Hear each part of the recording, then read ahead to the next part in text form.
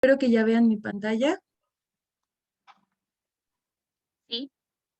Completa. Ok, pues bueno, como les comentó la profesora, perdón, Esther, bueno, yo les voy a ir platicando sobre el tema de hoy y si tienen alguna duda nos pueden ir escribiendo por el chat y al finalizar pues nos van a ir haciendo esas preguntas para que nosotros podamos responder cada una de ellas o la mayoría. Entonces, bueno, el tema de hoy, les repito, es funciones ecológicas de los suelos y bueno, vamos a comenzar. Primero, pues es importante que nosotros sepamos qué son los suelos. Nosotros sabemos que nuestro planeta Tierra, pues está constituido de tres capas principales, las capas sólidas, ¿no? La más interna es el núcleo, seguida por el manto, que es la capa más gruesa que nosotros conocemos, y por último, la corteza terrestre, que es como si fuera la cáscara de nuestro planeta Tierra. Y bueno, al final, en la corteza terrestre nosotros tenemos una capa muy fina que justamente se encuentra en esta superficie, que además está constituida por minerales y materia orgánica. Eso es lo que nosotros conocemos como los suelos, ¿sí? Entonces, normalmente esta capa nosotros la ubicamos porque ahí es donde crecen una gran cantidad y variedad de organismos, como por ejemplo las plantas, y también viven muchos animales, ¿no?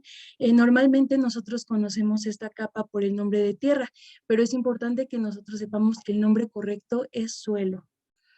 Y bueno, el estudio del suelo. Hay dos ciencias que se encargan del estudio del suelo. La primera Dale, es la pedología. ya está prendido. La, la pedología, pues al final es el estudio del suelo, pero enfocándose en la morfología, en la génesis y en la clasificación de los suelos. En cambio, la edafología es la ciencia que estudia el suelo, pero enfocándose en la fertilidad y la productividad de esta, o sea, el uso que nosotros le damos a los suelos. Y bueno, ¿quiénes son los que se encargan de estudiar el suelo? Pues son los edafólogos, son estos científicos que estudian esta capa superficial, ¿no? El suelo. Aquí podemos ver una imagen de un edafólogo que está midiendo las capas de suelo que nosotros llamamos horizontes, ¿ok? Entonces, bueno, ahora vamos a hablar un poco de la formación del suelo. Y lo primero que nosotros tenemos que hacer aquí es que tenemos que desintegrar una roca, erosionarla. ¿Y eso cómo lo vamos a hacer de manera natural? Pues tanto físicamente como químicamente. Primero vamos a hablar de factores físicos que pueden desintegrar una roca. Primero el agua, sobre todo en cuerpos de agua como los ríos. Nosotros sabemos que aquí el agua está fluyendo constantemente, de manera que va puliendo constantemente estas rocas, las va desintegrando, como por ejemplo esta muestra que tengo aquí. Vemos que tiene una textura lisa.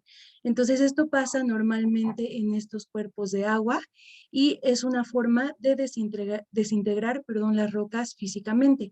También lo podemos hacer por medio del viento, sobre todo en ecosistemas como los desiertos. Sabemos que ocurren estas tormentas de arena, que son grandes vientos que, bueno, corren muy, muy fuerte y son capaces de levantar partículas muy grandes de rocas o de cualquier otro objeto, ¿no? Estos objetos a su vez van a estar chocando con rocas que se encuentren en la intemperie, ¿no? Y entonces, a lo largo del tiempo vamos a ir puliendo, deshaciendo, desintegrando la roca. Otra manera, pues, es a partir de los cambios de temperatura. También en estos ecosistemas, como son los desiertos, sabemos que hay cambios drásticos de temperatura.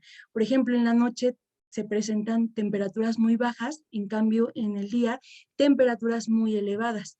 Un ejemplo y algo que nosotros podemos ver de este tipo de ruptura que pueden sufrir los materiales a partir de un cambio de temperatura es, por ejemplo, cuando nosotros sacamos hielos del congelador en este caso. Si alguna vez lo hemos hecho, sacamos los hielos y seguramente hemos escuchado que truenan o incluso vemos cómo se truenan. Eso también pasa con las rocas, quizá no tan drásticamente como lo vemos en los hielos, pero sí pasan y al paso del tiempo, pues va a lograr desintegrarlas completamente. Bueno, y otra forma en la que nosotros podemos desintegrar estas rocas también es a partir de la actividad de algunos organismos, como por ejemplo las plantas. Nosotros cuando vamos en la calle seguramente hemos visto que en las banquetas tenemos árboles muy grandes que, bueno, sus raíces son capaces de levantar y romper el pavimento. Pues bueno, también las plantas hacen lo mismo con las rocas.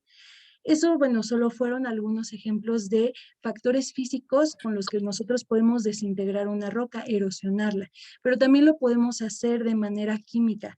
Por ejemplo, la oxidación. Seguramente nosotros hemos visto este proceso, sobre todo en metales y en sitios como en los baños. Vemos que los materiales cuando se empiezan a oxidar, bueno, generalmente es cuando tenemos un ambiente húmedo, o sea, en presencia de agua, y entonces estos materiales empiezan a corroerse, a tener un aspecto como café anaranjado, y que es más fácil que estos se vayan desintegrando. Entonces también las rocas se oxidan y por lo mismo es más fácil que las podamos desintegrar. Entonces, una vez que nosotros desintegramos las rocas, vamos a obtener partículas más pequeñas que nosotros conocemos como sedimentos, que podremos decir que es un polvo de roca. Esa solamente es la parte inorgánica o los minerales del suelo.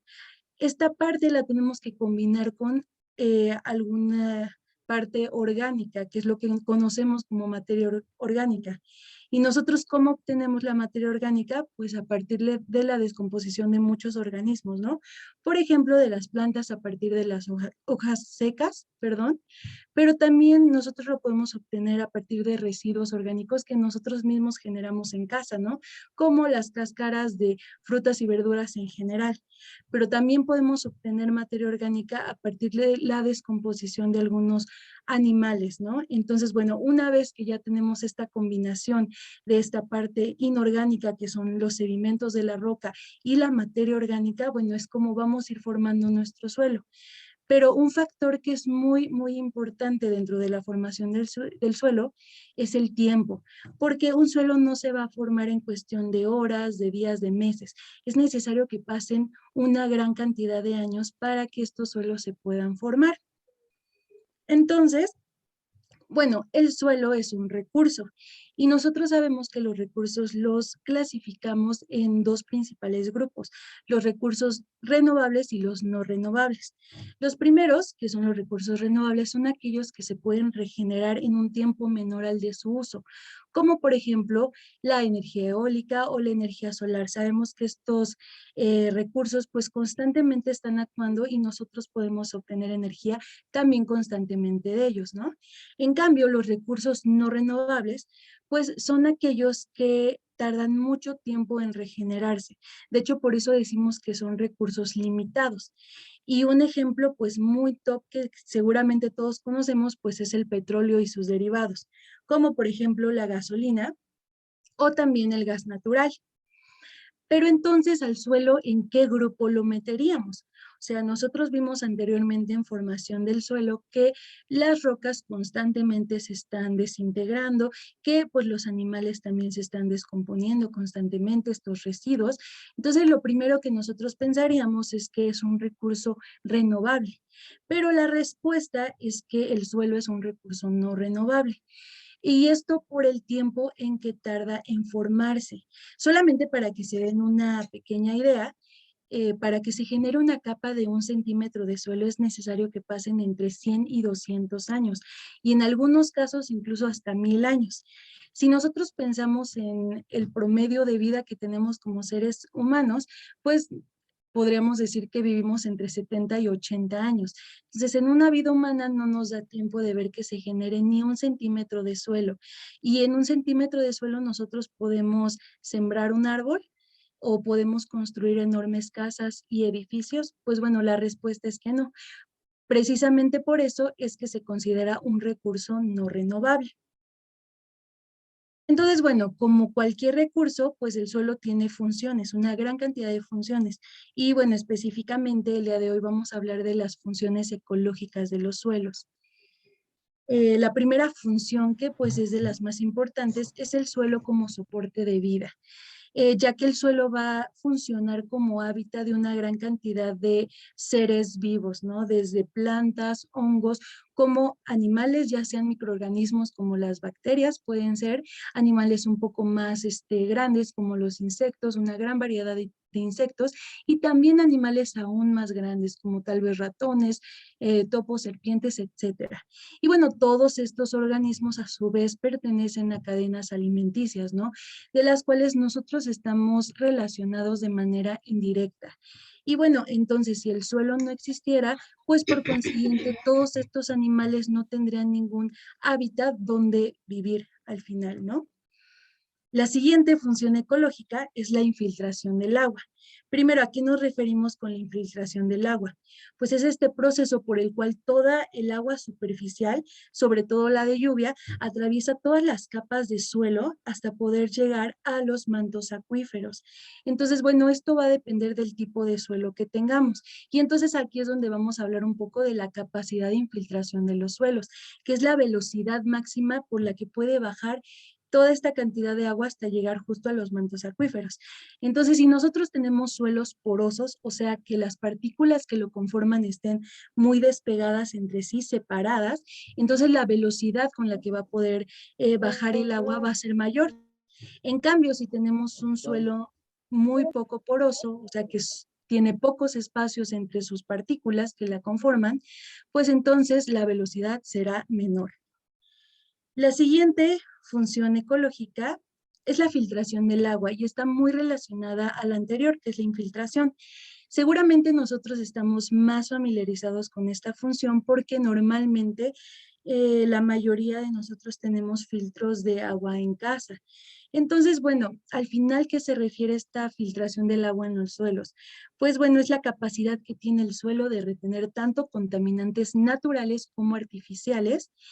Por ejemplo, algunos eh, contaminantes artificiales pueden ser la basura en general, pero también tenemos contaminantes naturales, como por ejemplo la ceniza de los volcanes. Entonces, el suelo tiene esta capacidad de retener estos contaminantes de manera que todo el agua que pasa por estas capas, estos horizontes de suelo y también de roca, pues lleguen lo más puro posible a los mantos acuíferos. De hecho, este cuerpo de agua, los mantos acuíferos, son el agua más pura que nosotros conocemos en nuestro planeta. Es por eso que nosotros explotamos una gran cantidad de agua de este cuerpo, de agua para nuestro consumo, ¿ok? La siguiente función ecológica es el secuestro de carbono. Nosotros sabemos que el carbono se encuentra en la atmósfera principalmente en forma de CO2. Este gas es muy importante, perdón, porque es de los principales gases de efecto invernadero. Entonces sabemos que estos gases, cuando empiezan a aumentar su concentración en la atmósfera, pues también se ven afectadas las temperaturas globales. Afortunadamente nosotros contamos con algunos organismos, o bueno, el planeta como tal cuenta con unos organismos que son las plantas, las cuales pues secuestran este carbono atmosférico a partir de la fotosíntesis. Lo integran a su estructura y posteriormente lo vuelven a integrar al suelo de manera que se puede ir completando el ciclo del carbono. Volvemos a lo mismo, si no existiera el suelo, pues no crecerían estos organismos, por tanto no habría secuestro de carbono, aumentarían los niveles en la concentración de este gas en la atmósfera y por tanto las temperaturas globales también aumentarían.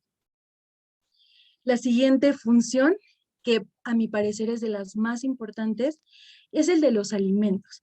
Porque si nosotros pensamos en los alimentos que consumimos de manera cotidiana, nos vamos a dar cuenta que estos están relacionados de manera directa o indirecta con el suelo, excepto los marinos. Pero bueno, si pensamos en alimentos que están relacionados directamente, pues lo primero que viene a nuestra mente son las frutas y las verduras, ¿no? Estas crecen en plantas que a su vez están creciendo en el suelo. En cambio, bueno, si nosotros pensamos en alimentos que estén relacionados de manera indirecta, por ejemplo, cuando nosotros pensamos en la carne de res, de cerdo o el pollo, bueno, estos animales antes de que nosotros los consumiéramos, también se alimentaban de algunas plantas o semillas que a su vez también crecieron en el suelo.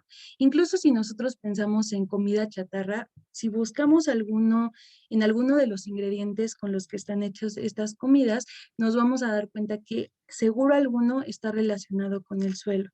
Ahora, si nosotros pensamos que pues normalmente nosotros comemos mínimo 3 veces al día y aparte lo multiplicamos por 365 días del año y aparte lo multiplicamos por la cantidad de gente que somos en el mundo, pues nos vamos a dar cuenta que la cantidad de alimentos que necesitamos es pues muy, muy, muy grande.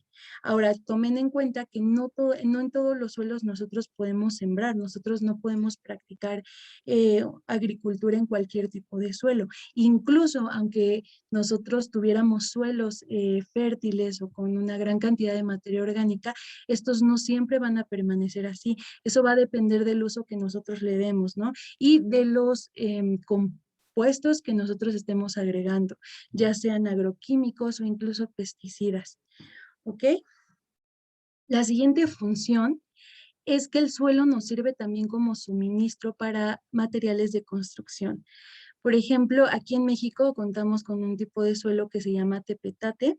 Este suelo sobre todo se extrae en el Estado de México y bueno, este nos sirve muchas veces para generar algunos materiales para la construcción. Y también tenemos algunos materiales como son el adobe. Este se genera a partir de una mezcla de suelo con paja, de manera que con esta mezcla podemos hacer algunos ladrillos y también, bueno, utilizarlos para construcciones. En este caso les puse la imagen de una casa, ¿no? Que está hecho con estos ladrillos de adobe. Y por último, bueno, el suelo también está relacionada con la cultura y la tradición de algunos sitios, ¿no? Específicamente aquí en México, pues contamos con un geoparque que es, bueno, contamos con dos, pero específicamente vamos a hablar del geoparque de la Mixteca Alta, que se encuentra en Oaxaca. Entonces aquí, bueno, como pueden ver en las imágenes, tenemos una gran cantidad de suelos que además tienen diferentes colores. Entonces, en estas comunidades lo que hacen con los suelos es que pintan con ellos. Hacen una mezcla, bueno, si pueden ver aquí en la imagen, tienen su muestra de suelo y hacen una mezcla combinándolo con agua y también un pegamento. Este pegamento puede ser resistol o también pueden ser pegamentos orgánicos hechos a base de la baba de nopal. Entonces, bueno, una vez que generan esta mezcla, pues ya pueden utilizarla para generar obras de arte pues, en papel o también en murales de algunas estructuras importantes como las iglesias usualmente o incluso en las columnas de estas construcciones. Entonces, para que vean que el suelo también está relacionado con la cultura y tradición, sobre todo de algunos pueblos indígenas aquí en México. Y bueno, por último, pues bueno, nosotros tenemos una gran cantidad de suelos. Sí, o sea, solamente en la Ciudad de México contamos con 7 suelos diferentes, ¿no? Y de simple vista aquí nosotros vamos a poder notar que vamos a ver características diferentes, ¿no? Como por ejemplo que tenemos diferentes colores, algunos más oscuros, otros más rojizos, otros más blancuzcos, cafés, etcétera. Pero también podemos ver diferentes texturas, ¿no? Podemos ver algunos que son más rocosos, otros que tienen una gran cantidad de materia orgánica como raíces, incluso vemos algunos que incluso están formados por basura. Entonces, bueno, recuerden que el tipo de suelo que tengamos, pues va a tener diferente función y esto, claro, depende de las características que tengan. Por ejemplo, este que yo les mostraba aquí, que es de color oscuro, generalmente lo conocemos como tierras negras, así, pero pues se llama vertisol. Este es un suelo que normalmente se utiliza para la agricultura justamente por la gran cantidad de materia orgánica que tiene. De hecho, la materia orgánica es la que le aporta este color oscuro, ¿no? También, por ejemplo, podemos notar algunos que son más rojizos. Estos rojizos pues tienen este color prácticamente porque cuentan con una gran cantidad de óxido de hierro. Entonces, ahí tenemos ese tipo de color, ¿no? También tenemos algunos, como los leptosoles, que tienen una gran cantidad de rocas que aún no han sido desintegradas. Entonces, por ejemplo, estos suelos son muy buenos infiltradores. Ya dijimos que una de las funciones de los suelos es la infiltración. Entonces, pues al tener muchos espacios, rocas todavía consolidadas en estos suelos, pues la velocidad con la que va a bajar el agua a los mantos acuíferos aquí, pues va a ser mayor. También tenemos algunos que incluso aquí en la imagen parecería que es nieve, pero en realidad son sales. Tenemos este tipo de suelo que se llama solonchac. Este suelo lo tenemos principalmente en la zona del lago de Texcoco, lo que era el lago de Texcoco. Entonces, estas sales le aportan este color. Sí, y bueno, también además algunas propiedades mecánicas. Muchas veces en este tipo de suelos, cuando tratan de pavimentar arriba de estos suelos, pues la sal se comporta de manera que de repente vamos a tener muchos chipotes en el pavimento, ¿no? Y también tenemos algunos como los tecnosuelos. Aquí vemos que principalmente tenemos basura. Bueno, estos suelos principalmente se forman a partir de los desechos humanos. Y usualmente en sitios como ciudades, lo usual que tendremos es que estos suelos se van a formar a partir de basura o residuos, ¿sí? Pero no todos los tecnosuelos son malos, a pesar de que su nombre nos diga, están formados a partir de desechos, no siempre se trata de basura. Específicamente en Brasil se vio un caso de tecnosuelo. Normalmente en las selvas no se tienen suelos fértiles, no sirven estos suelos para agricultura, pero se dieron cuenta que tenían suelos que eran muy fértiles, entonces pues empezaron a investigar estos suelos para saber cuál era la causa, ¿no? Y entonces después de hacer todos los estudios pertinentes, pues se dieron cuenta que las poblaciones prehispánicas que vivieron hace muchos años ahí en Brasil, bueno, aportaron de manera accidental carbón Buenas noches a a todos. estos suelos a partir de la quema de, por ejemplo, maderas, ¿no? Entonces, este carbón al final ayudó a retener muchos nutrientes, de manera que años después teníamos un suelo muy, muy, muy fértil. Entonces, no siempre los desechos humanos son del todo negativos, ¿no? Entonces, bueno, eso sería todo. Espero que les haya gustado, que les haya interesado el tema de los suelos. La verdad es que es un tema que pues tiene poco de que se le empezó a dar esa importancia, incluso tiene poco de que se haya nombrado como un recurso no renovable. Entonces, pues bueno, como siempre los invitamos a que nos sigan en nuestras redes sociales, en Facebook y también en YouTube. Entonces, bueno, ahora sí vamos a pasar a la parte de preguntas. Bueno, muchas gracias, maestra Damaris, por la explicación. La verdad que aprendimos mucho. Honestamente, había cosas que desconocía, entonces fue muy puntual, muy enriquecedora. Muchas gracias por compartirnos, como siempre, gracias por compartir, gracias por ser tan clara, ¿no? En todas las explicaciones. Bueno, no sé, buenas noches, maestros, maestras. Alumnos, alumnas. No sé si alguien tuviera alguna duda y quisiera participar. Empezamos con las participaciones orales para después dar paso a ver si hay algunas preguntas en el chat. Si pudieran hacernos favor de levantar la manita para que vayamos moderando un poco las participaciones. ¿Alguien?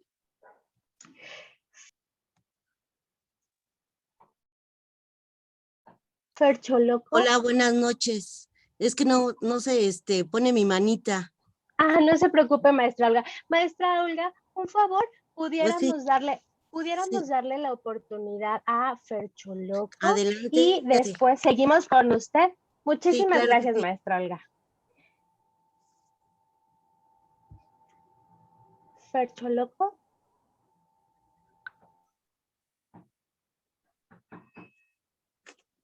¿Sí me escucha? Pancho Loco. Creo que no nos escucha. Ok, maestra Olga, creo que no nos escucha el alumno. Entonces, si pudiéramos con su participación, por favor. Muchas gracias. Bueno, ahorita por lo que estuve escuchando y viendo los que nos presentaban aquí de Terramóvil, se me hace muy interesante e enriquecedor, en el cual pues estaba viendo de los ejes temáticos que nosotros podemos trabajar ahí en primaria y secundaria, ¿no? Desde mundo natural, que son los ejes, temas, exploración de la naturaleza, donde se comunica sus hallazgos al observar seres vivos, fenómenos y elementos naturales utilizando registros propios y recursos impresos. Y en avanzado también, donde identifican seres vivos, elementos que observan a la naturaleza, ¿no? Animales, plantas y materias del lugar donde se vive, el ecosistema, la biodiversidad, perdón. Entonces se me hace muy interesante porque ahí tenemos gran material de ahorita de que nos está hablando esta persona, y también en sistemas, nos habla en ecosistemas, en tricar el aire, agua y suelo, ahí el punto, ¿no? Donde sí tenemos los ejes, tenemos los temas y tenemos tanto en inicial, avanzado y secundaria, donde podemos trabajar y se me hace muy interesante todos estos puntos de los cuales nos estuvieron hablando desde el núcleo, la corteza y de dónde viene, y de ahí también se habla desde la cadena alimenticia, ¿no? Desde dónde se empieza la fotosíntesis, la plantita, de que empieza desde la tierra, el suelo, y luego herbívoros, carnívoros, y todo se me hace muy interesante. Agradezco, ¿es Damaris? No Sí. recuerdo bien si Damaris, entonces, que nos hace como más extenso y más explicativo esto, porque hasta yo hasta ahorita también, bueno, yo maestra, pues también voy aprendiendo, ¿no? De esos recursos no renovables, o hasta de las que decimos de esas comidas chatarras, ¿no? Dice, si vemos también vienen cosas y partes que vienen del suelo. Hoy lo aprendí, aún siendo maestra. Día a día uno va aprendiendo y agradezco este aprendizaje que nos están dando. Gracias, pues, a Seba, que nos permite tener estos encuentros, estas reuniones, estas actividades, para que nosotros las podamos llevar a nuestras clases y más ahorita en línea, ¿no? Que nos permitan, con estos, también, yo sé que nos van a hacer llegar, a lo mejor PowerPoint, donde estuvimos viendo estas imágenes, para que también nosotros nos podamos apoyar y podamos hablar y platicar con nuestros alumnos para que tengan un mejor aprendizaje. Bueno, eso es lo que quería comentar. Muchísimas gracias. Damaris, muchas gracias. Gracias a ustedes. Buenas noches. Aquí está haciendo pregunta Fercholoco. Una pregunta, ¿hay alguna piedra que pueda filtrar? Ok, bueno, nada más quisiera como puntualizar que en sí la roca, las piedras, las rocas, bueno, son bueno, son digamos que el pre de un suelo, ¿no? Nosotros primero necesitamos desintegrarla. Ahora, en sí una roca que pueda filtrar, pues en general podríamos decir que todas pueden filtrar, ¿no? En todas vamos a poder tener hasta grietas, algunos poros, pero específicamente en los suelos, pues esta porosidad para poder filtrar, va a depender de la cantidad de arcillas que tengamos, ¿sí? Si tenemos una gran cantidad de arcillas, pues decimos que son suelos incluso poco permeables. Entonces, si no dejan pasar tanta agua, pues sí pueden retener una mayor cantidad de suelo. De hecho, en el Terramóvil tenemos un experimento que se llama filtración de agua a partir de los suelos, donde ponemos diferentes muestras, entre ellas unas de suelos que son poco permeables. Entonces, digamos que hacemos una mezcla con TAC y nos damos cuenta que cuando lo vertimos, el agua que sale debajo ya presenta un color más bajo. Digamos que si pusimos usualmente el tank de Jamaica, vemos que al principio tiene una coloración muy, muy intensa. Bueno, cuando pasa todo estas capas de suelo, pues llega un poco más tenue el color. Entonces, bueno, al final tiene que ver con eso. Pero como tal, rocas, pues bueno, todas las rocas van a permitir en cierto modo que haya filtración. De hecho, justamente si nosotros vemos algunos filtros artesanales, ponen de repente algunas capas hasta de arenas, de arcillas, etcétera, ¿no? Ok, maestra, muchas gracias. Otra pregunta, ¿cuáles son las funciones básicas de un análisis de suelo? Ok, bueno, nosotros podemos hacer unas que son pues más texturales. Las podemos hacer, por ejemplo, con agua. Nosotros vemos qué tanto se pueden como compactar, esto dependiendo también de la cantidad de arcillas que tengan. Podemos ver la cantidad de materia orgánica. También podemos clasificar los suelos de acuerdo a su color. De hecho, hay una tabla, ahorita no me acuerdo muy bien del nombre, pero que vienen hasta recuadros de colores donde nosotros podemos comparar estas coloraciones del suelo con esta tablita, ¿no? Entonces esas son como las principales, pero también se pueden hacer análisis químicos ya en un laboratorio, donde nos van a decir principalmente pues compuestos, los elementos que están formando este suelo, ¿no? Y a partir de eso, pues también las funciones que pueden tener, sobre todo en el caso de fertilidad, ¿sí? Javi, un minutito, por favor. Es que había una persona que tenía levantada la mano, por favor. Hernández Galileo, es que creo que la tenía levantada. Sí. Por favor, lo escuchamos. Sí. Hernández.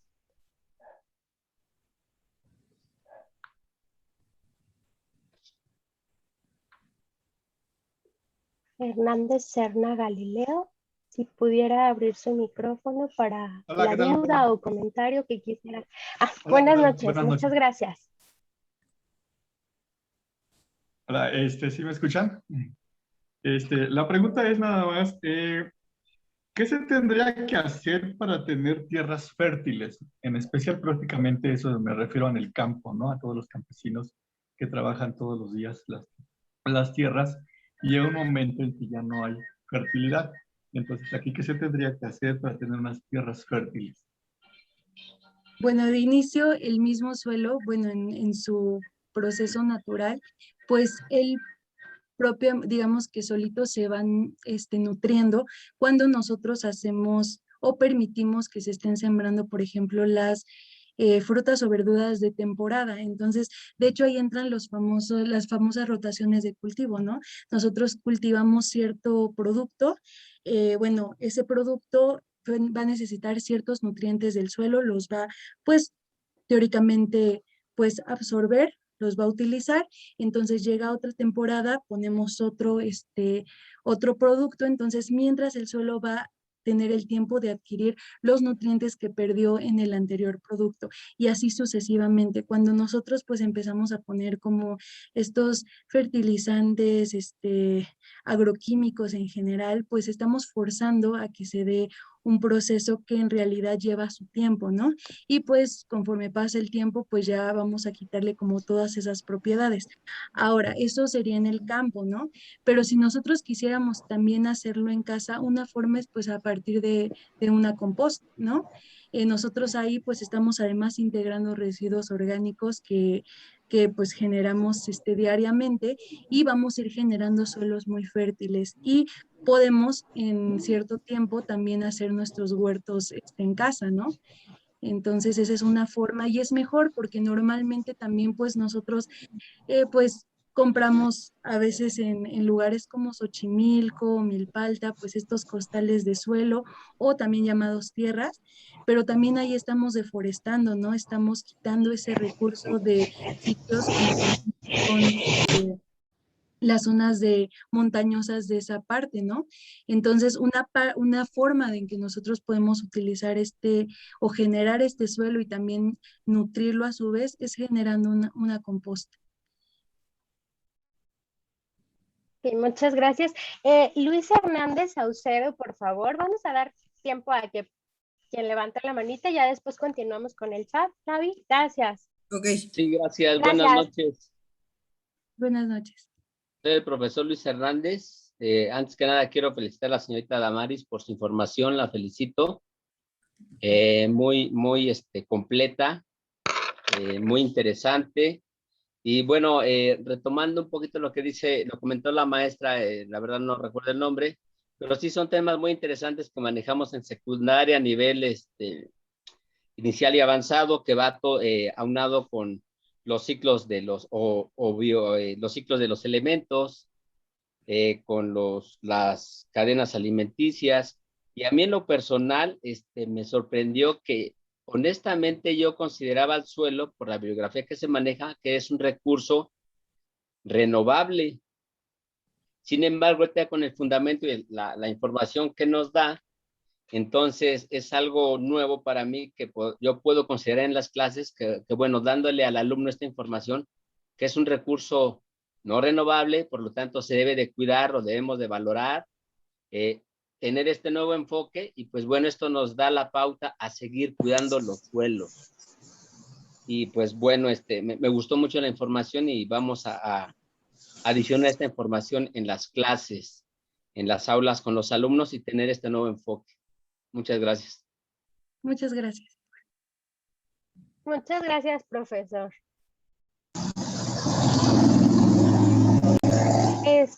Una última participación, Patti, y después pasamos ahora con el chat.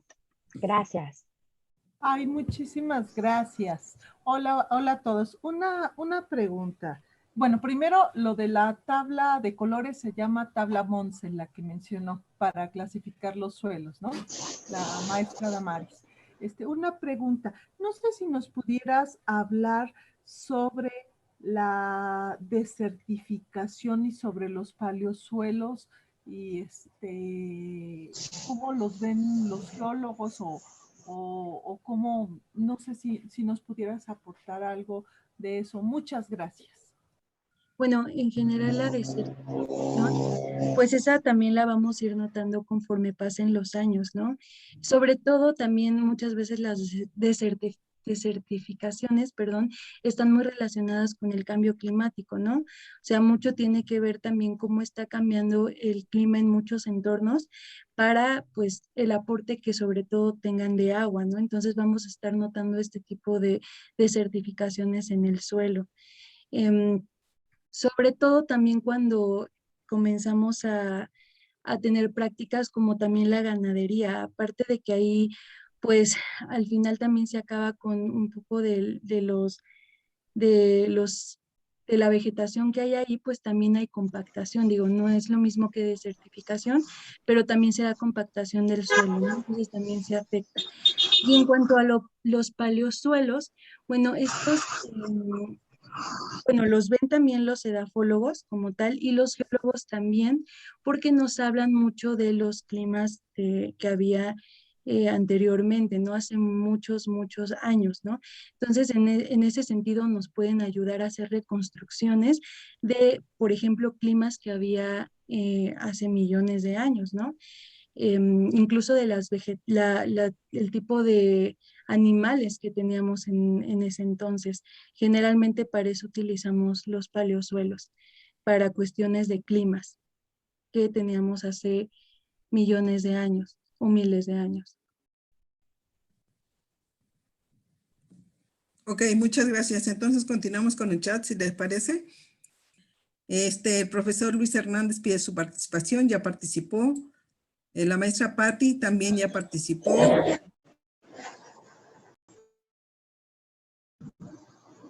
Ya se cerró su micrófono, maestra Gaby. Perdón, ¿ya ahora sí me escuchan? La maestra Claudia Flores dice, ¿cuál jabón hace menos daño al suelo o subsuelo? Ok, bueno, en general podríamos hablar de la mayoría de lo que nos dicen biodegradables. Ahí tendremos que investigar un poquito más, porque a veces lo que nos dicen biodegradable no siempre es biodegradable, ¿no? O tenemos que ver pues sí, o sea, esos detallitos de qué tanto, pero digamos que jabones biodegradables pues pueden ayudar en general.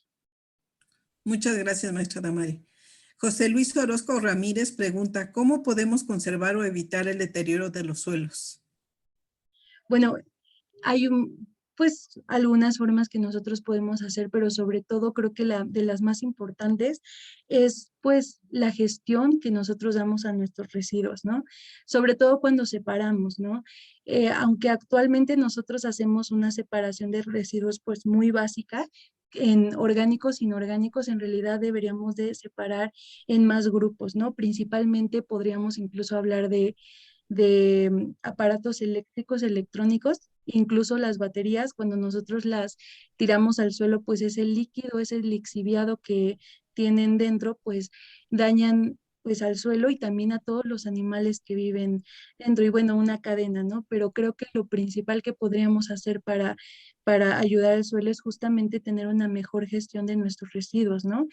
Y bueno, aunque nosotros queramos también gestionarlos de una mejor manera o incluso reciclarlos, lo mejor creo que es reducir nuestro consumo en muchos aspectos, ¿no?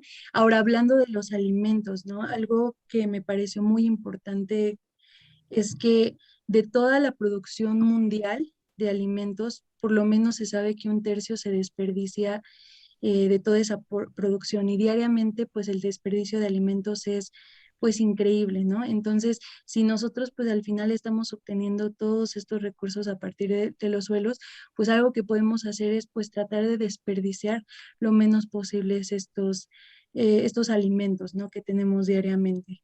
Entonces, bueno, esas serían como que las formas más básicas en las que nosotros podríamos contribuir al cuidado del suelo. Y pues de ahí digo, si ya queremos hacer una compost y cosas así, bueno, sería súper mejor porque además ahí estaremos utilizando y reutilizando nuestros residuos orgánicos para incluso generar nuestros propios alimentos, ¿no? A partir de un huerto en casa. Ok, muchas gracias. Ricardo Silva pregunta, ¿cuándo considero un recurso no renovable? Cuando consideramos que un recurso no es renovable, pues por ¿Cuándo, el tiempo, perdóneme, ¿cuándo se consideró un recurso no renovable? El suelo. ¿cuándo se consideró? Bueno, ahorita no me acuerdo muy bien de la fecha, pero en realidad tiene, pues yo creo que quizá unos 15 años, o sea, considerando a los otros recursos, realmente el suelo pues ha tenido una visibilización como recurso no renovable pues hace muy poco, ¿no? De hecho, el Día Internacional de los Suelos se proclamó por primera vez en 2015, ¿no? Entonces, imagínense, realmente tiene muy poco, ¿no? Antes no se le consideraba como un recurso muy importante, ¿no? Entonces, una vez que pues ya empezamos a tener este tipo de, sobre todo problemáticas ya con nuestra alimentación y todo lo que adquirimos a partir de él, pues es cuando pues se le empieza a visibilizar como recurso. La fecha no la tengo así a la mano, pero sí es muy joven comparado con otros recursos. Ok, muchas gracias. Griselda Gómez González pregunta, ¿cómo podemos saber qué suelos son frágiles y cuáles no? Frágiles, no sé si nos podría, pues aclarar un poquito más la pregunta, frágiles en qué sentido.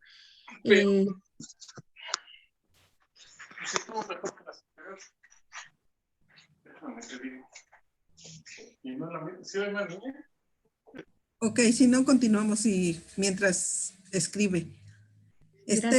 Estrella Patricio pregunta, ¿por qué sale el salitre en las paredes? ¿Tiene que ver con el tipo de suelo donde vivimos?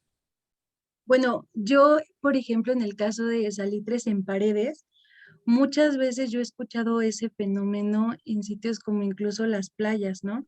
Pero ese salitre llega a partir del viento de las mismas playas. Ahora, en sitios como ciudades, ¿no? Pues incluso puede estar relacionado con los materiales o con el mismo suelo donde estemos construyendo nuestro hogar, ¿no?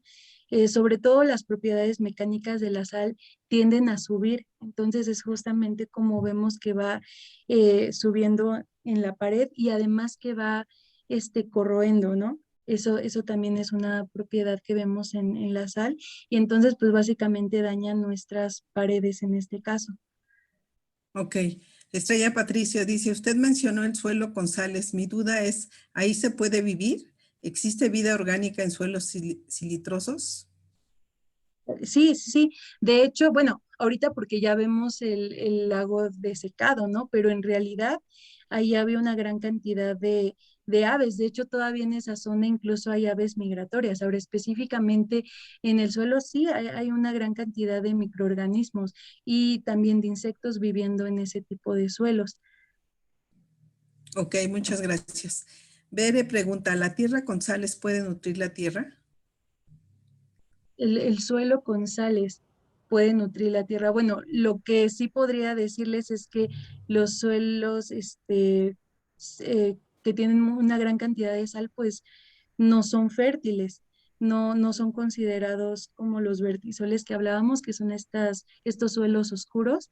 Entonces, no considero que podríamos nutrir al suelo con un suelo salino. Ok, muchas gracias. ¿Cómo se hace una composta? Pues bueno, normalmente así como que la forma más básica es que primero necesitamos un recipiente Este recipiente, bueno, le podemos poner una capa de cartón de huevo al fondo, o si no, también ahí puede estar. Entonces vamos a ir poniendo capas. Primero de hojarasca, estas hojas secas que podemos conseguir en un parque, o si tenemos árboles afuera de nuestra casa, también las podemos juntar, o de nuestras mismas plantas. Esa es la primera capa. Después la segunda capa sería de residuos orgánicos, todas estas cáscaras de frutas y verduras, cáscaras de huevo que nosotros pues estamos generalmente produciendo. Si nosotros queremos que nuestra composta pues se genere, este suelo se genere lo más pronto posible, no les recomendaría poner residuos como huesos de pollo o huesos de carne de res, ¿no? De cerdo también, ¿no? Porque estos tardan más tiempo en degradarse. También podemos agregar, por ejemplo, lo que nos sobre del café, de nuestra cafetera. Y si vamos a agregar, por ejemplo, infusiones de té, hay que quitarle solamente esa bolsita, ¿no? Solamente hay que agregar la parte orgánica, pues, ¿no? Las hierbas, ¿no? Y bueno, esa es nuestra segunda capa. Y por último, vamos a agregar un poco de suelo. Este es opcional porque, bueno, el punto de la composta es que nosotros pues no obtengamos suelo de otro sitio, ¿no? Pero también si nosotros tenemos algunas macetas en casa, podemos irle quitando como un poquito de suelo para ponerle esa capa. Y así podemos ir repitiendo esas capas, hojarasca, residuo orgánico, suelo, hasta que pues llenemos pues considerablemente nuestra composta. Y bueno, aquí un paso que es muy importante es que la tenemos que estar regando constantemente. La humedad va a ayudar a que estos residuos se puedan, pues, puedan desintegrarse más fácilmente, ¿no? Más rápidamente. Entonces, esto generalmente se tiene que regar diario, pero también hay que recordar que ahorita tenemos un problema de escasez de agua, ¿no? Entonces, algo que podemos hacer aquí en la Ciudad de México es que utilicemos el agua de captación de lluvia, ¿no? Para poder estar regando nuestra compost. Y bueno, al final pues tenemos que estarla moviendo, justo para oxigenar este suelo. Si nosotros llegamos a encontrar lombrices, eso es algo muy bueno, porque estos animalitos lo que van a hacer es que van a consumir o van a comerse estos residuos orgánicos, de manera que van a acelerar este proceso de generación de materia orgánica, y además con su misma actividad también van a oxigenar el suelo. Entonces esa es una forma en la que nosotros podemos hacer una compost en casa, pues muy sencillo. Solamente recuerden que no se va, o sea, va a tardar su tiempo. Puede llegar a tardar de algunas semanas, incluso algunos meses, dependiendo de los residuos que nosotros agreguemos. Pero una vez que tengamos esto, créanme que va a ser del suelo más nutrido que podemos tener, justo por esta materia orgánica, y que la vamos a poder utilizar, si bien para poder generar otros productos, para sembrar que jitomate, chile, etcétera, también la podemos utilizar para seguirla aportando a nuestras plantitas. Si nos gustan también que tener lavanda, romero, etcétera, también la podemos utilizar, y pues también va a mantener bien a nuestras plantitas. Muchas gracias, maestra Damaris. Ian McGrath, se le llama rotación de cultivos al proceso de intercambiar el tipo de siembra para fortalecer el suelo, comenta. Sí, Hernández, exactamente. Sí, iba a decir algo, maestra. No, sí, perdón, solo lo confirmé, sí. Ok.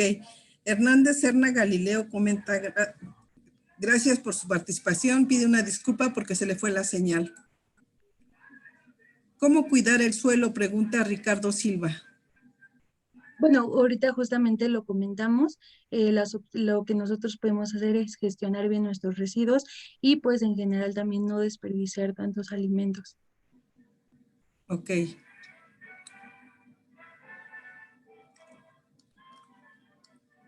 Héctor Páez López dice, excelente exposición de la tallerista. Agradezco la información que nos proporciona y que será de gran ayuda en nuestro quehacer docentes.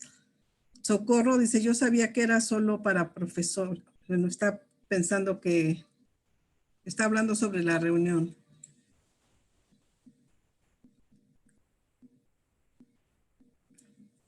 Muchas gracias por la información. De verdad resulta muy interesante y me interesa conocer más información confiable en cuanto a los productos biodegradables. Esto lo comenta Alma Murillo.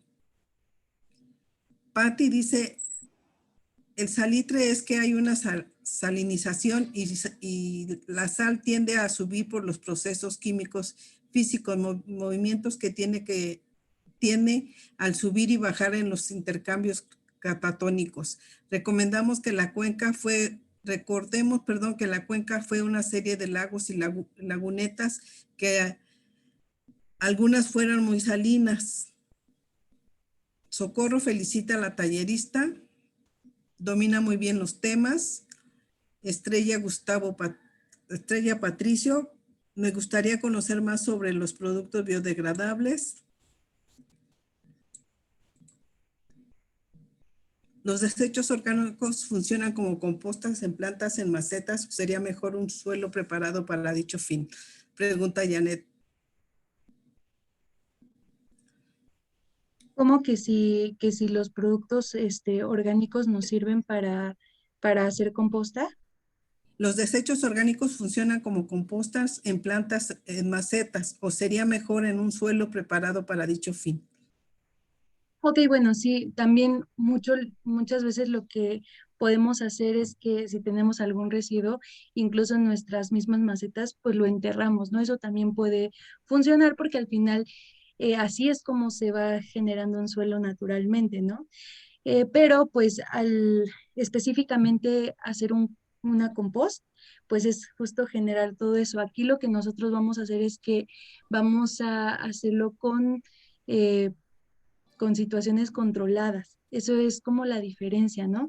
Porque nosotros vamos a estar aportando una gran cantidad, vamos a estarle moviendo, vamos a estarle agregando agua. Entonces, ahí lo que vamos a obtener es un suelo pues aún más nutrido, que si solamente nosotros enterramos como nuestros residuos orgánicos en algunas macetas. Ok, muchas gracias. Maribel Nájera dice, excelente información, es nuestra tarea hacer un buen uso de ella y compartirlo con los alumnos. Marisa Diceré pregunta, ¿cómo puedo saber que el suelo es fértil? Y bueno, de inicio algo que nos da como que la pauta, pues de inicio puede ser el color. Como les dije, generalmente los suelos que son oscuros son fértiles por esta materia orgánica. La materia orgánica es la que le da esta fertilidad, ¿no? Pero si nosotros quisiéramos saberlo, pues muy bien, bueno, se hacen pruebas pues más precisas, ¿no? Que ya tienen que ver con los elementos que tienen, estos compuestos, en fin, ¿no? Entonces, de inicio nosotros lo podemos saber con el color. Ok, gracias, maestra. Julio César Arias Turón nos comenta, nosotros los humanos, ¿cómo remediar todo lo del suelo y del subsuelo? ¿Cómo, perdón? ¿Cómo remediar todo lo del suelo y lo del subsuelo? Bueno, justo los trabajos de remediación del suelo son algo que también se están haciendo actualmente en el Instituto de Geología.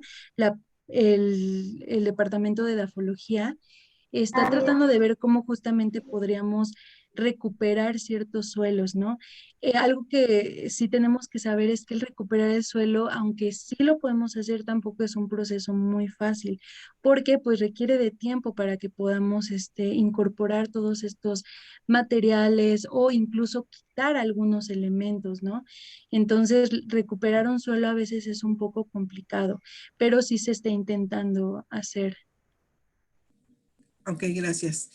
Bere pregunta, ¿por qué el agua en algunos lugares sale salitrosa? ¿Le echan algo o para que salga así?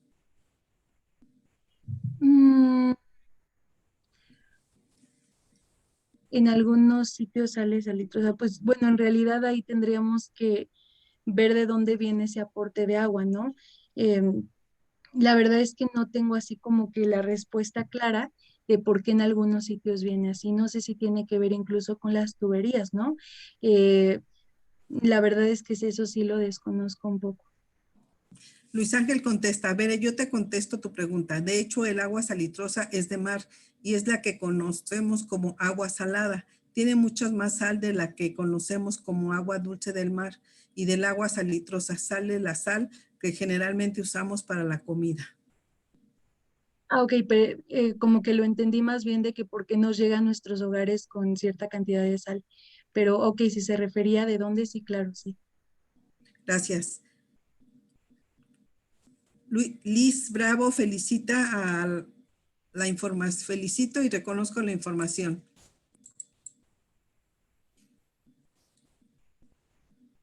Perdón, que nos proporciona la maestra Damaris. Pregunta, ¿los alimentos que sufrieron un proceso químico se pueden agregar en una composta? Perdón, es que como que no estoy, creo que mi internet está un poquito fallando. ¿Me puede repetir? Sí, pregunta si los alimentos que sufrieron un proceso químico se pueden agregar en una composta. Pues yo no lo recomendaría. Lo mejor es que aportemos solamente residuos orgánicos, que sepamos que no llevaron algún proceso aparte, ¿no? En general, pues estos residuos de frutas y verduras, ¿no? Y algunos alimentos que nosotros preparemos, ¿no? Si nos llegó a sobrar. Ok, muchas gracias. Alejandro comenta, en el campo los campesinos normalmente queman las hojarasca antes de sembrar. ¿No será mejor dejar que la basura se pudra para mayor nutrientes? Pues justamente lo que les comentaba es que esa práctica no es solamente como que hay al azar. Cuando nosotros quemamos algunos residuos orgánicos, estamos generando carbono orgánico, ¿no? Entonces, este carbón, después de cierto tiempo, va a retener algunos nutrientes, ¿no? No por eso, bueno, es una práctica que se utiliza mucho en el campo por lo mismo, ¿no? Es una forma de ayudar a que estos suelos puedan seguir reteniendo nutrientes y pues al final los puedan ir haciendo fértiles, ¿no? Entonces, eh, nosotros podemos hacer como justamente esto de dejar que todos los residuos lleven a cabo pues su desintegración y todo, pero en el caso del campo llegan a generar o a hacer ese tipo de prácticas justamente por esa razón. Gracias, maestra. Julio César la felicita y dice que explica bien todo sobre el tema. Ana Laura, excelente manejo del tema. Felicidades.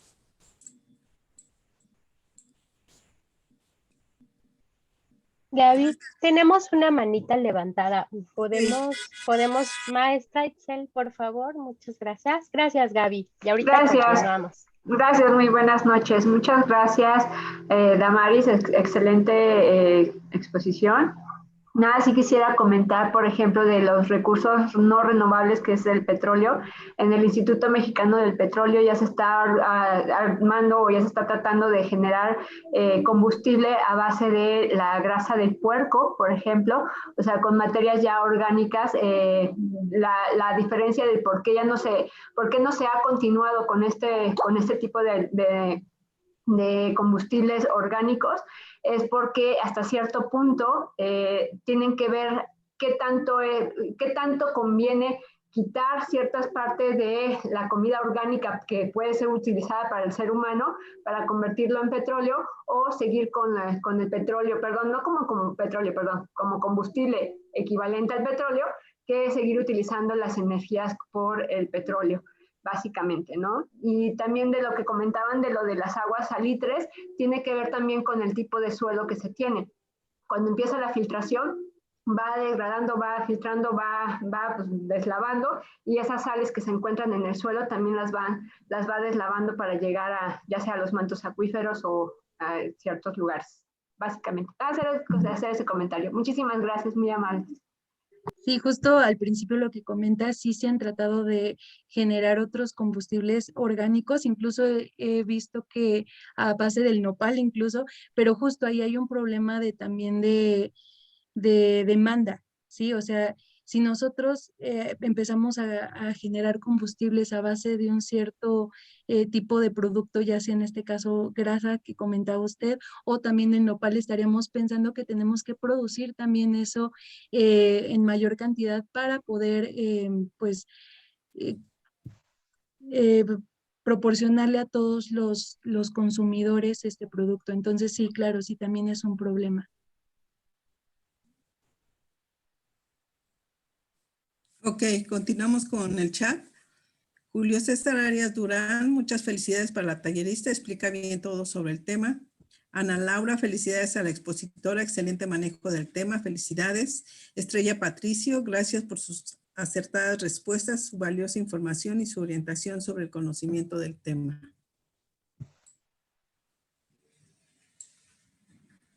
Bere dice que si le pueden dar más ejemplos de recursos renovables. Por ejemplo, un recurso que también es muy importante es el agua, ¿no?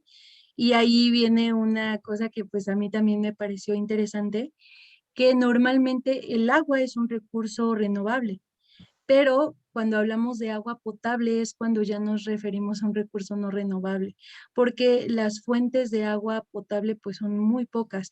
Si consideramos el agua en general, pues podríamos decir que esta se está renovando constantemente, ¿no? Sabemos, conocemos que hay un ciclo del agua, ¿no? Que está funcionando pues también constantemente. Entonces, el agua es un recurso renovable, pero el agua potable es un recurso no renovable. Muchas gracias. Dani González felicita, muy buena tallerista. La verdad está súper bien este tema para aprender más. Gracias. Judith dice, el salitre es una mezcla de nitrato de potasio y nitrato de sodio. Ian Magra, la quema de los residuos de la siembra en algún momento erosiona el suelo y lo hace infértil, perdón. No, o sea, en general se va a incorporar al suelo. Entonces, la erosión, bueno, en general siempre está pasando, sobre todo en sitios como las selvas, ¿no? Que vemos que normalmente hay muchas lluvias, o sea, vemos que hay mucha erosión por el agua, pero en sí como tal la quema de estos, pues de maderas, de hojarasca en general, pues es para que justo este carbón orgánico se incorpore al suelo. En todo caso, la erosión tampoco es muy rápida, ¿no? Ok, muchas gracias. Alma, muchas gracias, muy interesante la información. Lorena Nava, muy interesante el tema, tallerista excelente para explicar, gracias. Sebastián Ganado, mucho gusto el taller, gracias. Me gustó mucho el taller, gracias. Señorita Damaris, saludos desde Monterrey. Evelyn Natasha Padilla, ¿cómo evitar que se hagan los ternosuelos, perdón? ¿Serán ternosuelos o tecnosuelos? Sí, serán de los que yo les hablé. Creo que tiene la manita levantada, entonces para salir de dudas, Evelyn, Natasha, si nos puedes apoyar con tu pregunta, por favor. Muchas gracias.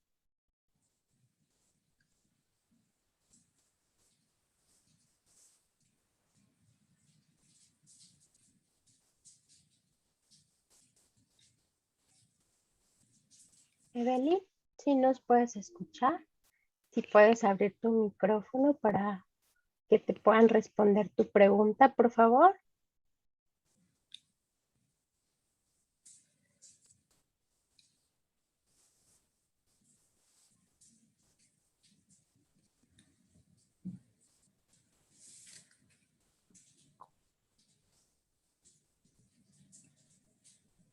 Creo que no nos escucha. Ok. Tal vez su conexión está intermitente, pero muy posiblemente, no sé qué opine Damaris, se oriente hacia esta parte de los tecnosuelos, ¿no? Entonces, si la quisieras complementar y en el momento que Evelyn pueda abrir micrófono, la escucharíamos. Sí, claro, en el caso de los tecnosuelos no es que los evitemos, o sea, es una característica de cómo se forman. Los tecnosuelos, pues al final están formados a partir de los desechos humanos. Entonces, bueno, en el caso de ciudades, pues se da comúnmente esto de que se formen a partir de la basura que nosotros vamos tirando, ¿no? Pero como les comentaba, también hay tecnosuelos donde nosotros pues aportamos este carbón, ¿no? A partir de las quemas. Entonces, no es que evitemos hacer un tecnosuelo, en realidad, pues se van a generar porque pues nosotros tenemos actividades diariamente y pues en nuestra vida, ¿no? Entonces, pues no los vamos a evitar como tal, pero es una forma de clasificarlos. Ok, muchas gracias. María de Lourdes Díaz Pérez, muy buena exposición, gracias. Hernández Hernán Galileo, ¿qué tipo de suelos hay en donde se dan más los terremotos? Bueno, no hay como un suelo específico para sitios donde tenemos más terremotos. Lo que sí pasa, y aquí específicamente en el caso de los suelos Tenemos suelos lacustres, ya justamente nos mencionaron que la Ciudad de México pues tenía una gran cantidad de lagos, algunos que todavía se conservan, otros que ya se desecaron, pero la característica de estos suelos es que están saturados en agua. Entonces, cuando viene una onda sísmica, lo que pasa es que se amplifica la onda. De hecho, se ha visto que en la Ciudad de México la onda que viene pues generalmente de las costas del Pacífico, en la ciudad se amplifica 55 veces más. Entonces, ese sí es uno de los efectos de sitio que podemos tener a causa del tipo de suelo que tengamos, ¿no? Específicamente estos suelos lacustres que están saturados en agua van a amplificar las ondas sísmicas y entonces, bueno, el efecto que tenemos en superficie, pues ya lo hemos sentido muchas veces, ¿no? Es mayor. Sí, ok, muchas gracias. Julio César Arias Durán dice, hola, ¿qué tal? Es muy buena esta reunión y me gustaría saber de muchos temas más y gracias a la tallerista Damaris. Bueno, eso sería todo lo que hay en el chat. No sé si hay preguntas ahí. Sí, había una manita levantada de iPhone. No sé si nos quiera compartir su participación, por favor. Que ya no está levantadita la mano, pero la tenía levantada. iPhone. Sí, soy el profesor Moisés López de Tiburcio Montiel. Ok, buenas noches, maestro. Buenas noches a todos. La pregunta es, en las tierras de cultivo, ¿se requieren un tiempo de recuperación para volver a sembrar? ¿Se puede volver a sembrar las mismas semillas? ¿O se tiene que cambiar? Yo creo que esta pregunta es importante porque nos aclararía muchas cosas para los chicos cuando nos llegan a preguntar. Sí, o Gracias. sea, bueno, en general nosotros pues sí tenemos que ir realizando esta rotación de cultivo que comentábamos, o sea, es justamente nosotros sembramos algo, dejamos que pase cierto tiempo, generalmente por temporadas.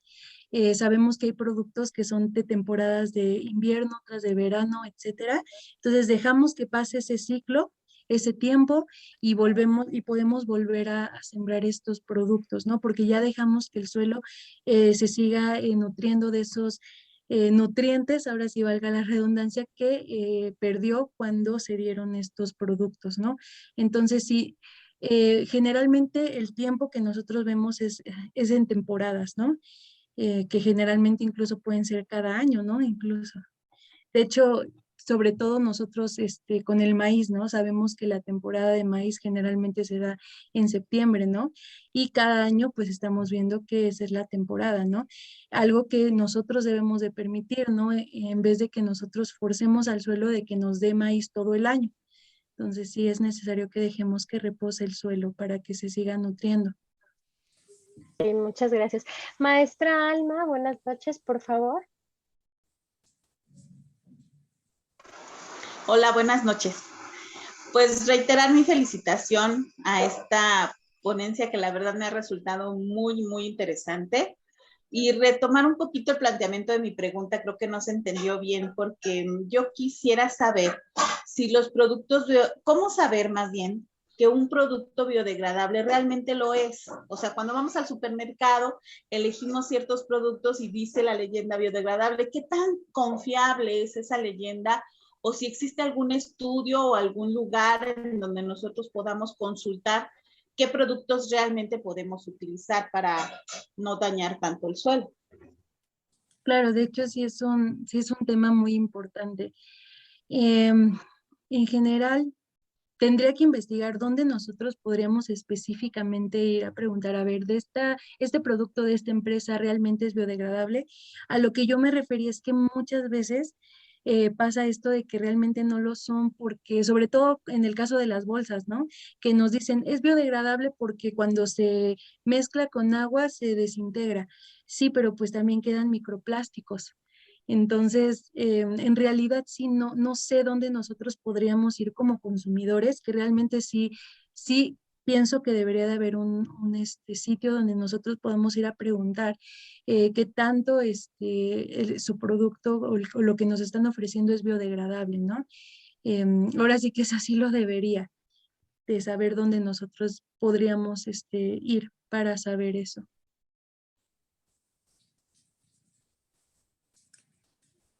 Muchas gracias. Estaba la maestra Patti con la manita levantada. Maestra Patti. Sí, gracias. Mi pregunta es, la clasificación de suelos la utilizan la de FAO UNESCO o la de los rusos, y ustedes ¿cómo la miden? ¿Métrica por capas o cómo hacen su clasificación de suelos? Perdón. Tengo entendido que nosotros utilizamos la de la FAO. En realidad la rusa también es muy completa, ¿no? Y bueno, en cuanto a cómo lo clasificamos, pues eso lo vamos viendo a partir de las características, las texturas que notamos, los colores, o sea, todo eso para ir pues clasificando estos suelos. No sé si así respondo por completo la pregunta.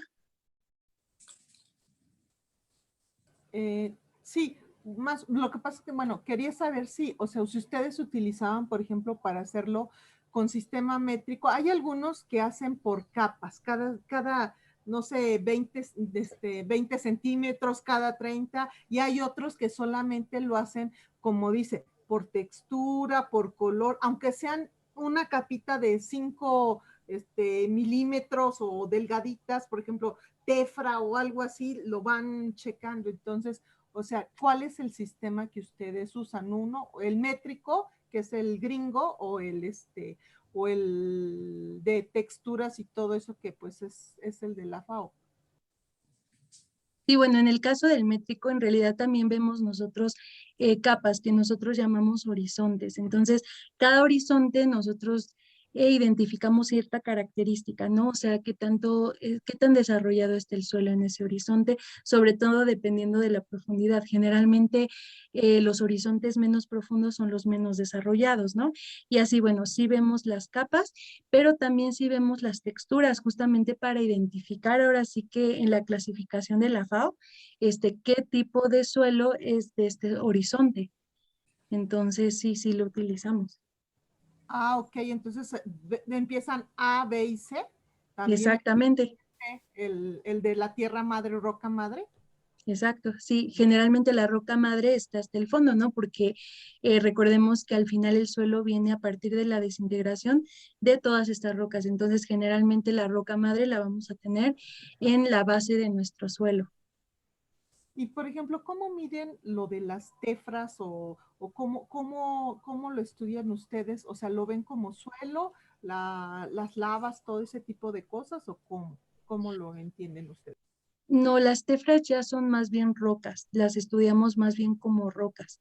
Entonces, en este caso las tefras, perdón, son rocas volcánicas, entonces no las estudiamos como tal como el suelo, más bien las estudiamos como rocas volcánicas. Entonces ahí lo que vamos a hacer es hacer estudios petrológicos, ¿no? Tanto en microscopio petrológico, pero también puede ser en microscopios ya electrónicos de barrido, etcétera, si queremos saber cosas más puntuales. Muchas gracias. Gracias, maestra Pati. Gracias, maestra Damaris. Maestro Moisés López, por favor. Sí, maestra, gracias. Otra pregunta con respecto a lo de del suelo. ¿El suelo puede tener un daño, existe un daño en el uso de las semillas genéticamente modificadas? También es eso un tema como muy nuevo, ¿no? En realidad me parece que no se sabe aún bien a ciencia cierta qué daño podrían causar pues los transgénicos en este caso, ¿no? Justamente por lo mismo, pues hasta hay leyes que regulan el uso de este tipo de organismos, ¿no? Entonces, por lo que tengo entendido, aún no se sabe a ciencia cierta qué tanto lo podrían afectar, porque al final pues se necesita ver como que los ciclos de vida de todos estos organismos, ¿no?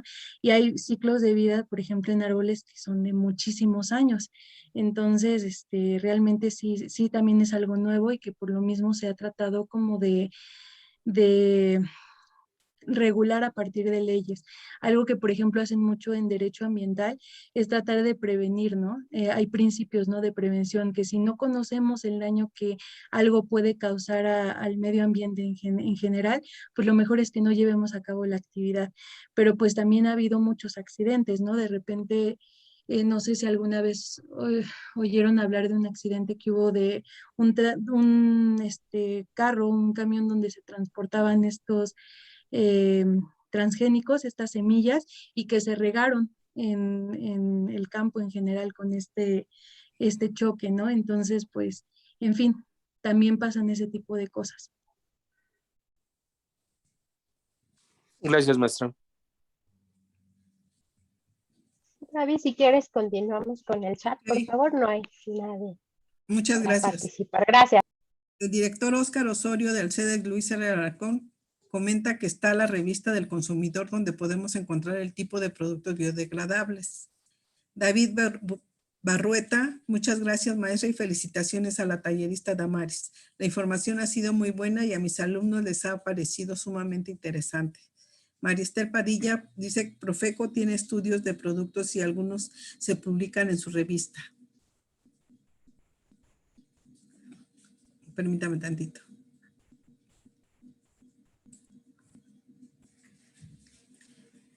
Maribel Lucas, muchas gracias por la información y compartir este tema que no conocía. Felicidades, excelente noche. Director Óscar Osorio, la revista del consumidor pertenece a Profeco e igual encontraremos la página con los artículos publicados. Yadira Ramírez, ¿qué tan eficiente resulta fertilizar el suelo en una maceta? Pues, por ejemplo, nos puede servir en realidad, ¿no? Si lo planeamos para flores o plantas que nosotros tengamos ahí que no consumimos como tal, como también para si sí planeamos sembrar algunas plantas que nos generen algún producto que consumamos, ¿no? Al final yo creo que el punto es que no sigamos como que comprando este suelo en otros sitios donde estamos deforestando, si nosotros pues estamos generando pues esta compost, le estamos fertilizando pues, en el sentido de que estamos agregando algunos residuos constantemente, o este suelo que nosotros generamos a partir del compostaje, pues en realidad también lo ayudamos, ¿no? Es una forma de también no deforestar otros sitios. Ok, muchas gracias. Dre pregunta, ¿cuál es la ciencia que estudia el suelo? Ok, al principio les comentaba que eran dos. Primero la pedología, estudia el suelo, pero enfocándose en la morfología, en la génesis, o sea, en la formación, y también en la clasificación de Y la segunda es la edafología. La edafología más bien estudia el suelo, pero enfocándose en la fertilidad y productividad, o sea, en el uso que nosotros le damos. Entonces son al final dos ciencias las que estudian el suelo, la pedología y la edafología. Muy bien, muchas gracias. Ferchocolo dice una pregunta, cuando sucede un terremoto, ¿hay alguna alteración de sus nutrientes? No, en general no hay una alteración en los componentes o nutrientes que están formando el suelo. Ok, muchas gracias. Eso sería todo por el chat. Pues es evidente que conforme Damaris va platicando más aspectos particulares de esta charla, todas tenemos en mente seguramente pues allegarnos a las páginas y a los recursos que Terramóvil y el Instituto de Geología comparten. Por ahí está la manita de Bere levantada, ahorita le damos la palabra a la alumna. Es una invitación a retomar obviamente los materiales del lado de los docentes y del lado de los alumnos, a que las preguntas que hayan quedado tal vez no tan resueltas o que en el repensar de estos temas vuelvan a salir, lo puedan compartir con sus docentes en clase. Bere, ¿quieres compartir tu participación? Sí, bueno, una pregunta sobre ¿en dónde más podríamos ver sobre el suelo de adobe? Más construcciones, ¿dónde las podríamos ver más? O sea, ¿dónde tenemos construcciones que se hacen con este tipo de materiales? Ajá. Bueno, generalmente eso lo vemos mucho en los pueblos. En los pueblos vemos que incluso las casas están construidas a base de adobe, entonces generalmente en estos sitios es donde más vemos. Ya en las ciudades, pues generalmente vemos construcciones hechas de concreto, entonces es un poco difícil, ¿no? Verlas en grandes urbes, pero generalmente en los pueblos es donde vemos que se utilizan más el adobe. Ok, muchas gracias. Sí. Tenemos otro en el chat, otra pregunta. Dice Luis Alberto Ocoña Vego. De los cultivos que se llegan a sembrar en la tierra, ¿cuál es el que deja más degradado el suelo? Pues la verdad es una pregunta un poco complicada porque en sí no tengo bien el conocimiento de cuánto es los nutrientes que utilizan cada tipo de cultivo, ¿no? Sería cuestión de investigarlo. Es una pregunta interesante, pero, o sea, al final todos los productos, pues al final van a quitarle nutrientes al suelo, ¿no? Y poco a poco dejando que pase el tiempo y también incorporando los mismos residuos de las plantas, pues es como se van a ir eh, integrando nuevamente estos nutrientes, ¿no? Pero así como que cuál sea el producto que más desgasta el suelo, en realidad sí, no tengo ese dato. Ok, Moisés López pregunta, ¿cuál es el inconveniente del fracking? Por ejemplo, el fracking es una práctica donde a partir de la incorporación de líquidos a grandes presiones, se trata de poder extraer, por ejemplo, el gas natural, ¿no? Del subsuelo. Entonces, los inconvenientes, pues, de inicio es que al final estamos fracturando. Cuando metemos estos líquidos a grandes presiones, estamos fracturando todo el basamento, ¿no? Todas estas rocas. Entonces, cuando nosotros fracturamos, pues al final hay una inestabilidad. Y entonces muchas veces podemos tener sismos asociados a este, a esta práctica. Ahora, otro inconveniente es que el agua que se utiliza, o bueno, este líquido que se utiliza para justamente poder extraer este gas natural, por ejemplo, son líquidos muy densos, o sea, tienen químicos que además son muy contaminantes. Entonces, estamos considerando que todos esos líquidos los vamos a meter a este reservorio de donde tenemos este gas natural y pues al final vamos a contaminar. Tomen en cuenta que el agua que se puede llegar a quedar en este tipo de reservorios no se va a quedar ahí siempre. Muchas veces también esta agua está fluyendo y puede a veces estar en contacto con otros mantos acuíferos, con otras fuentes de agua subterránea. Entonces, pues al final también vamos a contaminar otros cuerpos de agua que además nosotros pues hacemos uso, ¿no? El agua subterránea, como dijimos, el agua de los mantos acuíferos es de la más pura, entonces nosotros normalmente es la que estamos extrayendo, ¿no? A partir de pozos. Y si esta agua está contaminada, pues bueno, nosotros pues por consiguiente estamos también consumiendo esta agua. Ok, gracias. Fercholoco dice una pregunta, ¿por qué las casas se cuartean cuando se utiliza piedra que contiene minerales como plata, oro, bronce, etcétera? Se cuartean cuando se utilizan rocas que contienen estos minerales. Bueno, en general las casas pues no se utilizan rocas como tal, o sea, para la construcción de casas y sobre todo en la ciudad ya utilizamos pues cemento en general, ¿no? Y esta es otra mezcla, ¿no? Eh, Rocas que contienen estos elementos pues generalmente no las utilizamos. Ahora, si pensamos en otros materiales que ya conforman como tal estructura, que pueden ser las varillas y todo, bueno, eso sería como otra cosa, pero en general las casas se cuartean, bueno, de inicio puede ser por cómo están construidas, eso también puede pasar, pero también puede ser por el mismo movimiento, ¿no? O sea, consideren que los materiales, aunque podemos decir que son rígidos, pues también tienen un punto en el que son dúctiles, o sea, que nosotros los podemos deformar. Y entonces cuando pasan eh, ¿cómo se llama? Umbral de ductibilidad pasan también un estado frágil. Es como cuando, por ejemplo, nosotros a un lápiz lo empezamos a doblar. Vemos que hay un punto en el que se va a ver un poco doblado, pero puede regresar a su forma natural. Pero si nosotros hacemos aún más esfuerzos, lo vamos a romper. Entonces eso pasa con los materiales, pero pues no tiene que ver con que tengamos ahí piedras que contengan minerales como plata y oro. Eso más bien lo extraemos en minas, porque son elementos que utilizamos para muchas actividades económicas, ¿no? Muchas gracias, maestra Damaris.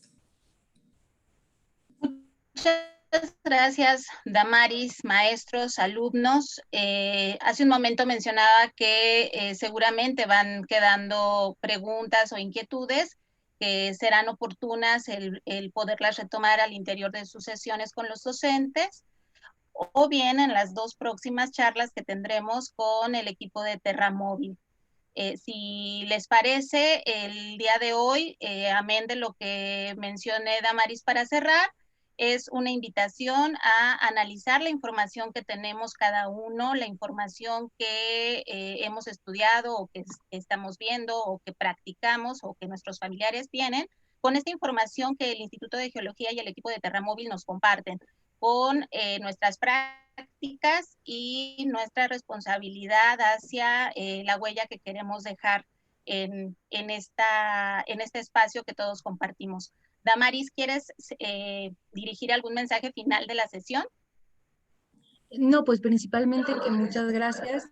Realmente espero que les haya gustado este tema. Sé que para algunos también es algo nuevo, o que si no ya conocíamos, pero simplemente identificamos otros conceptos de manera más puntual. Y pues nos estaremos viendo en las siguientes sesiones con otros compañeros. Y nuevamente muchas gracias. Muchas gracias. Gracias. Pues, gracias a todos, gracias a todas por su participación y entusiasmo. Les deseamos un buen descanso y nos